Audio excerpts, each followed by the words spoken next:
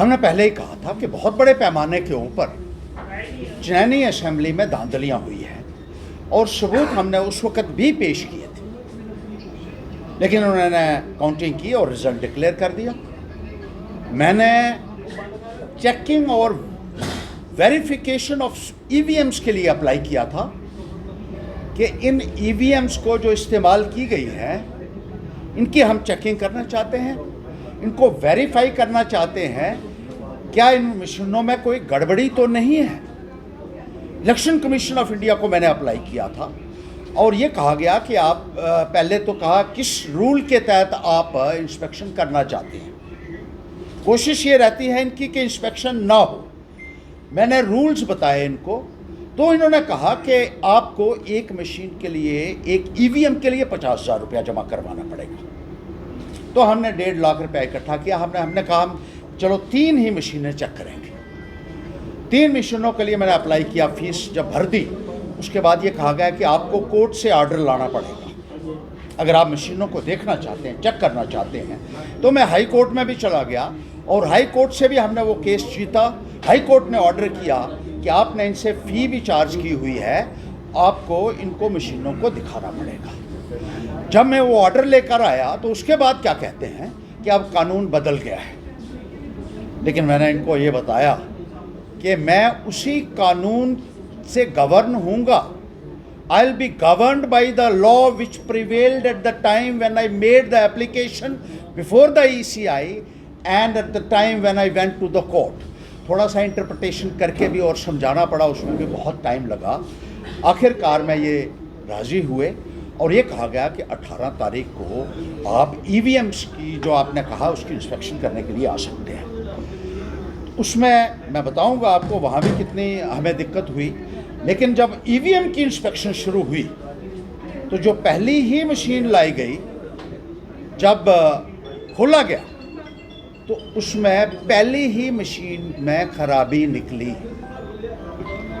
और diagnostic test जो होता है, जो इंजीनियर्स जो बुलाए गए थे, ऑथोराइज्ड इंजीनियर्स थे इलेक्शन कमीशन ऑफ इंडिया द्वारा, और इलेक्शन कमीशन ऑफ इंडिया के रिप्रेजेंटेटिव्स वहाँ थे, डिस्ट्रिक्ट एडमिनिस्ट्रेशन वहाँ थी, उनके सामने वो खोला गया तो डायग्नोस्टिक टेस्ट में पहली ही मशीन फेल हो गई और उन्होंने कबूल किया कि इसमें टेक्निकल डिफेक्ट है।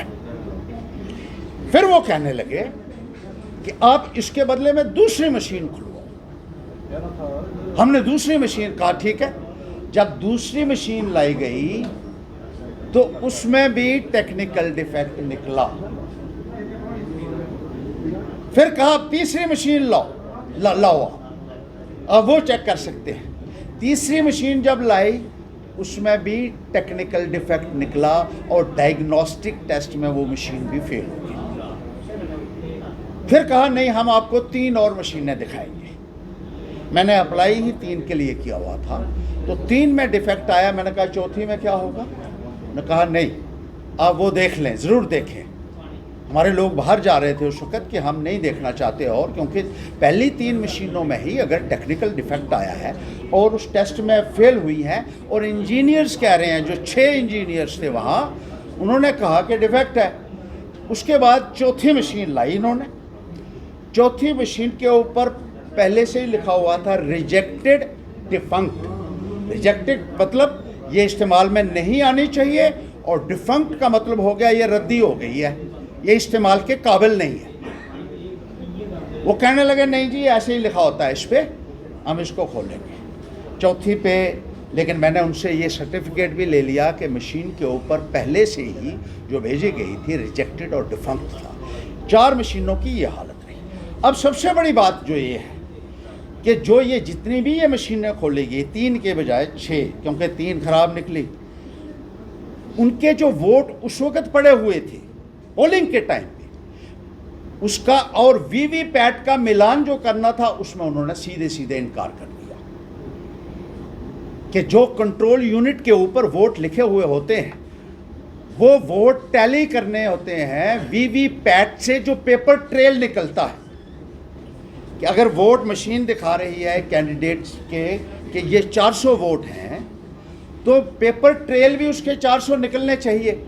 उन्होंने कहा हम पेपर ट्रेल आपको किसी मशीन के नहीं दिखाएंगे, लेकिन अभी आप अगर किसी मशीन को मॉक पोल करना चाहते हैं तो वो हम आपको पेपर ट्रेल दिखा सकते हैं, लेकिन जो ऑलरेडी उस वक्त इलेक्शन में पड़े थे पोलिंग के वक्त वो हम आपको नहीं बता सकते हैं। जब ये सारा सिलसिला हो गया तो हमने उनको कहा कि आपने अगर डिफेक्ट कबूल किया है तो आप हमें लिख के दे दें कि उन मशीनों के बारे में कि इसमें ये डिफेक्टिव निकली है।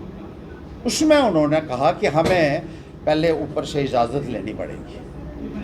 आपने जो कुछ ये जो देखी हैं, ये 2 मशीनें जो आपने देखी हैं वो भी आधी दिखाई, क्योंकि उनका भी मैच जो है वो वीवीपैट से नहीं करवाया गया।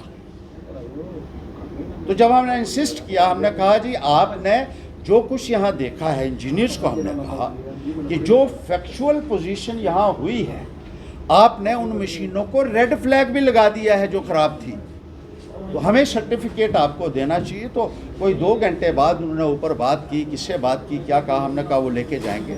अल्टीमेटली उन्होंने सर्टिफिकेट दिया। इस सर्टिफिकेट में ये 3 मशीनों के बारे में उन्होंने खुद लेके दिया कि ये 3 मशीन नॉन फंक्शनल है। अब नॉन फंक्शनल मशीन कैसे होती है? या तो टेक्निकल डिफेक्ट होता है उसमें, उसको बोलते हैं नॉन फंक्शनल, या मशीन के साथ टैंपरिंग हुई है, या मशीन डैमेज हो चुकी है। तीनों सूरतों में विश्वसनीयता क्या रहेगी इलेक्शन प्रोसेस की। और चौथी मशीन पे पहले ही रिजेक्टेड लिखा हुआ था। सबसे बड़ी बात यह है कि जब हमने स्ट्रांग रूम खोला उसमें एक सील लगी होती है। सील तो उन्होंने लगाई थी, उसके ऊपर ना कोई डेट था ना नंबर था कि ये सील किस दिन लगाई गई है, ये स्ट्रांग रूम कब खोला गया है, और